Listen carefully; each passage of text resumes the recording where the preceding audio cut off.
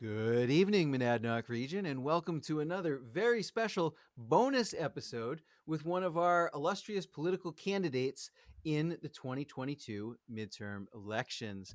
Um, I'm your host here, Chris DiLoretto, here with my co host. Zoe Rotenheinsman. And this evening, we welcome to the program John Hunt, representative from Cheshire 14 in the New Hampshire State House, which is Rindge. Welcome, John. I'm glad to be here. So when this is county, this is for the whole county then, Cheshire County?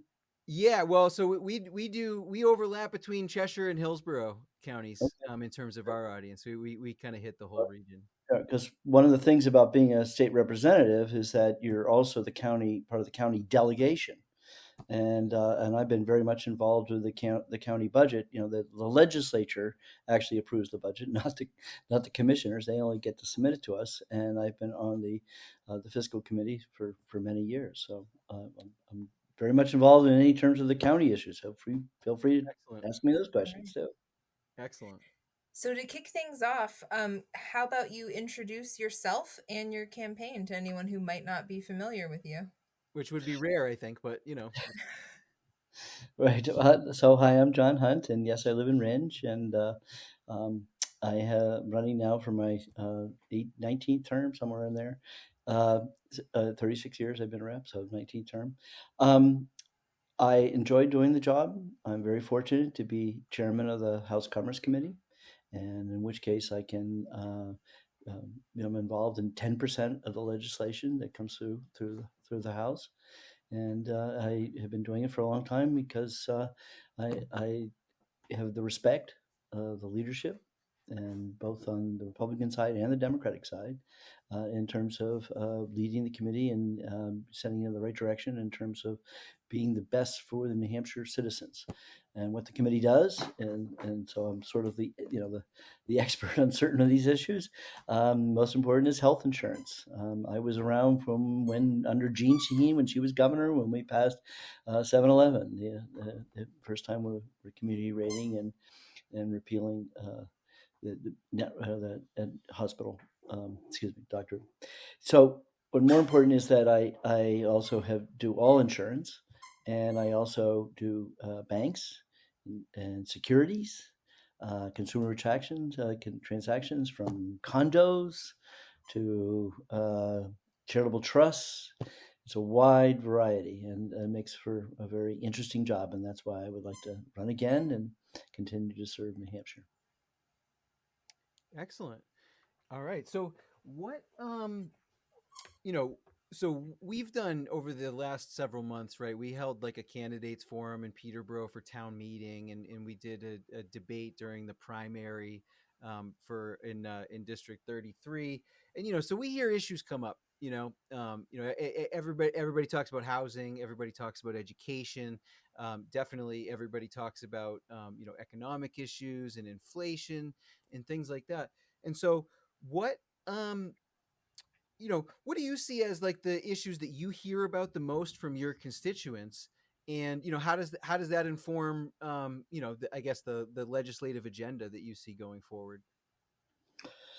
Well, clearly the most important thing is the, what's happening now with inflation and the economy and the jobs. We're in a very peculiar time, and which we can't get the merchandise in the stores. Or then I saw the thing, and recently they're saying some stores have too much inventory. But I think maybe it's what I should say is we can't find the employees to do the service economy we had in the past, and whether that's retail or restaurants. Everybody seems to be struggling with how do we get more people. Clearly, to keep people and get people to take the job, you got to pay them more. And I'd say under our current budget that the governor signed with the family leave portion in the bill gives another tool for employers to offer a benefit that's worthy for employees. So these kind of new innovative ways to entice people to come back to the workplace would be are helpful, I think, to start struggling with this new economy that we have right now. Yeah, absolutely, absolutely. Yeah, so yeah, that makes a lot of sense. Yeah, incentivizing people to be in the workforce, right? Um, It's a does family leave program, and how could anybody argue with a family leave program? right? It is volunteered by the employer to do it, but that's the whole point. We want the employer to say, I'm willing to do this to get employees to come in, and it's a better way of providing, getting people back to work rather than just giving everybody higher wages, which obviously that's what's happening, and that's what's causing inflation in terms of wages. But in terms of the expenses and what people it's costing businesses, that's the energy costs. Mm, Energy is the other side of the coin, and you know, um, and that's a real struggle right now. And the balancing act of how do we promote alternative energies when we're having trouble just paying for what we have and what we can get. yeah, But and I myself obviously, have go I ahead. have myself. I have the for my electricity. I actually have a net metering system Hmm. because we have multiple houses and farm, and we have a barn, and so the checks. It's unbelievable the size of the checks I'm getting for my electricity from the sun as a wholesale provider to the system. And that's part of the inflation, right? And Yeah. here I am. We're with the PVs. I have a 78 kilowatt system, so yeah, the check was over $2,000. It's unbelievable. Yeah, that is. Yeah. So I mean, obviously at the state legislative level, there's only so much you can do about global energy markets, right? But like, Correct. what It's a what federal can be what can be done? What is within the power of the state of New Hampshire to do to say help the average consumer with their heating bill this winter? Well, we took actually federal RAPA funds, and we then we had the governor was smart to hold on to it, even though he Mhm. was criticized for doing it, but he held on to it. And then when we did the distribution, we the legislature in one day, it's a miracle, but we did it on one day. We introduced the legislation and passed it, and to provide, and it was a well thought out system because we're going to be giving the money directly to not to the people, but to the whoever they pay their utility bill. You show us your bill, we'll pay the bill. So Okay, it's a great plan. that is great. How do people access it? Do they bring their bill somewhere to or send it in someplace? Yeah, well, on the bill it'll tell you right where the link is to send it to it. But yeah, I have to admit I haven't gone looking for it, but Okay, but it I'm but it will sure be on. It's it'll actually have on people's it. bills though. Oh, it's right on the bill. Yeah, Oh, it'll that's be. great. Okay, yeah. I mean that gives people a place to start. I think for I'll sure. let people know. Oh, yeah. Yeah, yeah, absolutely. So you mentioned earlier that you've been in public service for 36 years, running for your 19th term. What has such a long tenure taught you? You've mentioned some of the things about working with others and your deep knowledge of like the legislative process and everything. But what more can Right. you add to that? Right. Well, I mean, I think this is in terms of why I would hope someone would vote for me and for what I bring to the table, and that is, I have had a lot of experiences, and yeah, I have certain policies. So, for instance, I don't vote for referendums. And every couple of years, every year, you're going to get a couple of bills that are referendums that to send a message to Congress that they should do this or that. I just think they're a waste of time. I've seen both sides of the party, both parties, Liberal and Republican, send, they're just taunting.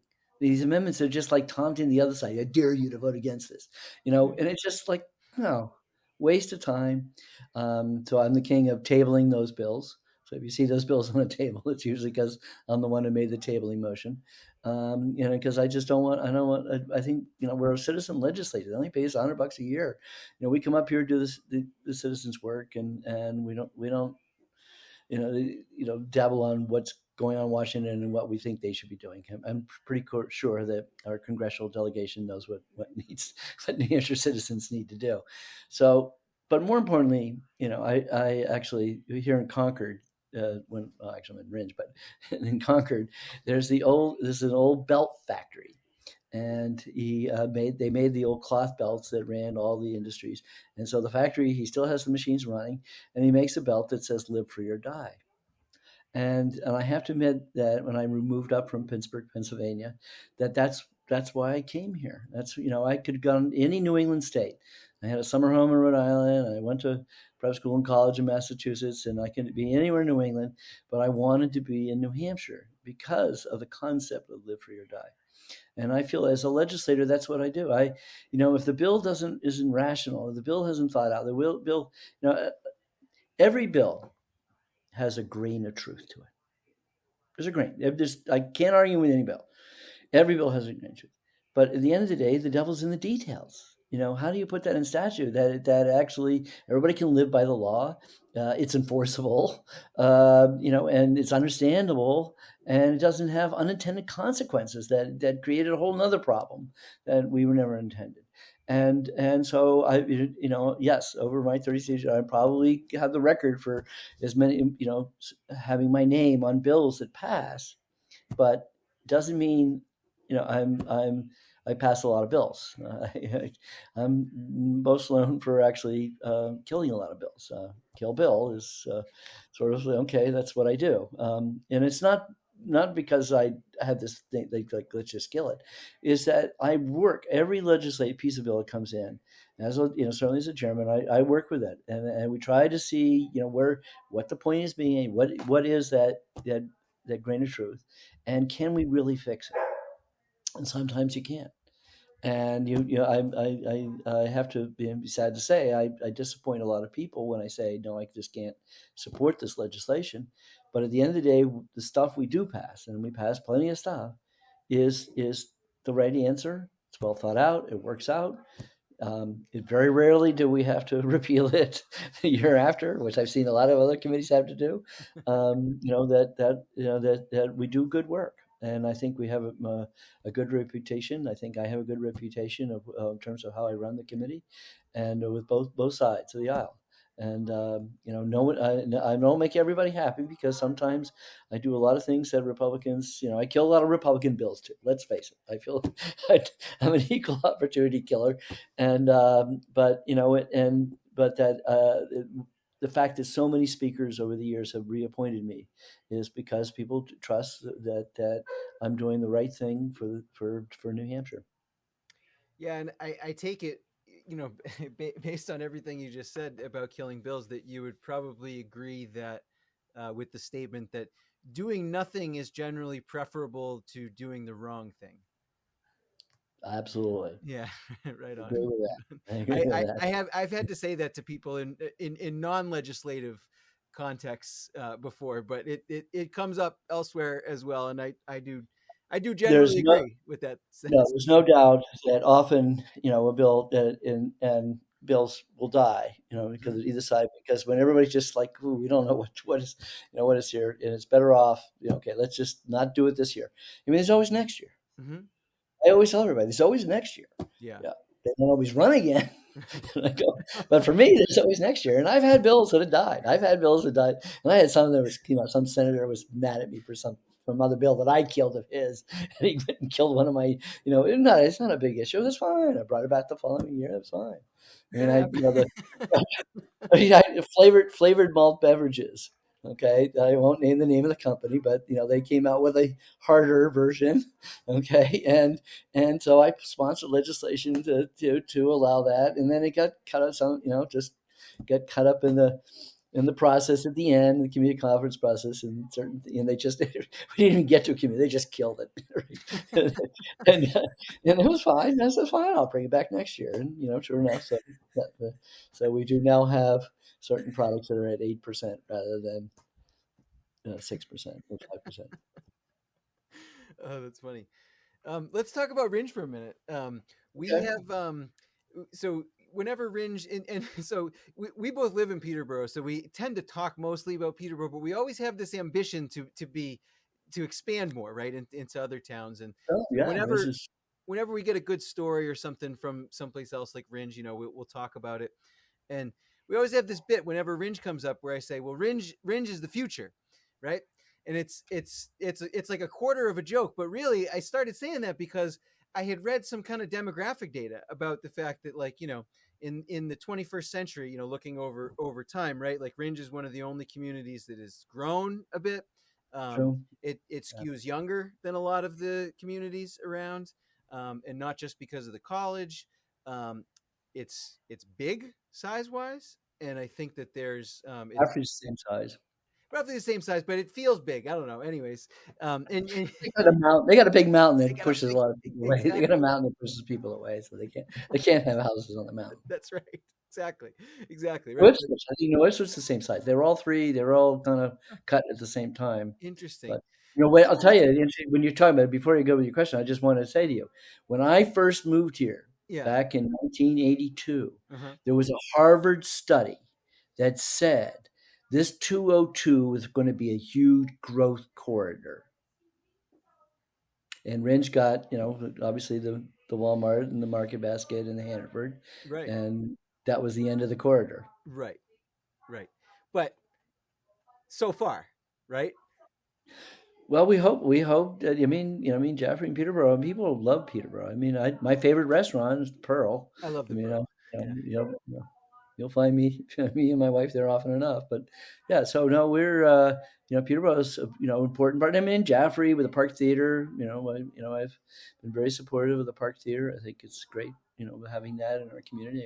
I went to the James Bond movie the night before. It wasn't the Friday night, the Thursday Right. They night. did it. They did So it the that's like day the night before. Yeah. before it was really released. So that was I felt like a secret agent. Right. See it early. So, Yeah. The Park so Theater is pretty cool. yeah. So no, I think it's a great economic area, and Rindge definitely has a lot of growth. We've built a lot of houses. People here. It's always been because we're right across the border from Massachusetts, Hmm. and for someone who's been a little bit involved in real estate in this area, what I think was happening is people, they still have to calculate the income tax issue versus the property tax rate. Hmm. So, and that complicates the math for some people in terms of making that decision. But I think a lot of people have always, say it comes out to about the same. The 5% Massachusetts comes out about the same. The increase in New Hampshire, and that the real difference is you get more for your money. Mm. You're going to get a bigger house. You're going to get the 3-acre lot, and 2-car garage. You're going to get a lot more building, a lot more house than you would have gotten in Massachusetts, and that's really why Rindge is done so well. And of course, we have lots of lakes and ponds and lots of water views, and that's been good for our in terms of the tax rate. I mean, before we were little puny little thing to Jaffrey, and now our property tax rate is way over Jaffrey's. No kidding. That's actually been the big pressure point for the school district, Wow. is that flip, Yeah. in terms that Rindge has we really have the assessed properties. Hmm. And that is mostly due to like the lakes and the water All the views and houses, stuff. yeah, the houses. I Yeah. mean, we're a lot more housing, but more home construction, Yeah. definitely going up. Awesome. Good size. Yeah. My house is, also part of the problem too. It's good to be self-aware. So, no, I deliver a good check to to the town of Rindge for property tax, and but yeah, no, so the Rindge is done very well, and it's a marvel. So another thing that we often will joke about on this program is the idea of um, Greater Peterborough and Peterborough expanding and absorbing other neighboring towns. And just our closing question here is, how would you feel? How would Rindge feel if someday Peterborough were to absorb it as part of our expansionary project? In a friendly way. I am very disappointed in you guys. I can't believe you don't know this. Peterborough's in Hillsborough County. We're Cheshire County. You cannot cross the line. That cannot happen. You can't. You would have to have the blessing of the legislature to make that radical change to counties. Oh So the man. only time, and we do have an example of, it was that Troy left Fitzwilliam, Uh-huh. because Troy was a mill town, small little mill town, and that they did have a separation from Fitzwilliam because they originally were part of Fitzwilliam, but that historically they have separated. But the idea of Keene even taking Surrey or taking something, no, that ain't happened. Nobody's going to get them. But Well, that's good notwithstanding, to hear because we're always that's worried just about the Peterborough county. coming out. I mean, Keene coming out No, that's this what I'm way. saying. That's just Yeah, the county. yeah. So, or if you're going to go acquire somebody, you're looking at Sharon. Okay, Okay, you're looking at Greenfield or Bennington. You got to understand that you have to stay in your own county okay. if you want to absorb any new communities. Let me be the first one to tell you that. This is good advice. Yeah. No, You got to call me. I I'm on the, appreciate it. my. If you were to go on the webpage, that my cell phone number is my phone number. So, and I answer my call. I don't screen calls. I love to take bizarre, weird. I'm gonna take you up All on the time. that. I'll tell you one of the things is I keep telling, and it's usually more Republican probably than Democratic, but it's been both sides.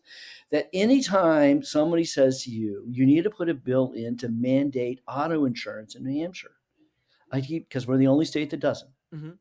Okay, and that's maybe because of me, but that I just tell them, please call me and I'll explain to you why we're better off without mandatory auto insurance. And I said, at the end of the day, we much rather have someone pay for their health insurance than to buy something insurance for a car they it's not worth insuring. So why buy insurance if you don't need it? And helps keeps our rates incredibly low. That's why we have the lowest rates around. You are blinking in and out. I know. Welcome back. I don't know. I need to restart my machine I all thought the that was a time. commercial break. Yeah, exactly. Oh no. Well, thank you, John. We're just about at time, anyways. But is there anything else that you would like the Uh, audience and the voters to know? I hope I can get your vote. I am out there, and there's no better person if you have a problem with the state than to call me, and I urge you to call me. My phone number's right up there on the webpage, um, and for you guys, I would say that call me. When Yeah, you get into these crazy ideas, then you need we need someone to like talk to you it's like about. Yeah. feel free to call me. I would love to do this and give people insight of what really goes on in Concord or even in Rindge, or the county. Let's talk about the county. But Let's talk you're about the in the county. wrong county. You Yeah. guys are in Right. Hillsborough, Right. and let me tell you, your county is a whole. You have 110 people in your county delegation. Wow. Okay, Never knew so that. their county meetings are a lot different than our county meetings in Cheshire County. How There's many only do you guys have? 24 of us. Oh wow. Wow. Okay, That's quite a so difference. our finance committee, we're like 10 of us, so like it's just shy less than half of us. We're in Hillsborough County, it's a whole different ball of wax. It's Wow. Yeah. Let's definitely talk about the counties county. sometime. I can it help you it gets you compare the difference so that you guys can know that. But no, you're very fortunate to live in Peterborough. It's a great place. We love coming to Peterborough. It's over the years, it's always been the sort of the mecca of this area. 20 minutes for me to get there rather than 30 minutes to Keene. Absolutely. And we like I say, we love Peterborough. Well, we love Rindge as well. So thank you for coming on, John. Much appreciated. Yeah, And so everyone, and we'll try to get a couple of links. John was mentioning some stuff available on YouTube from the legislature, and we'll put them in the show notes when this comes out, so people can check great. it out. Well, send me the link. We'll do. We'll All do. right, All right. Take care. take care.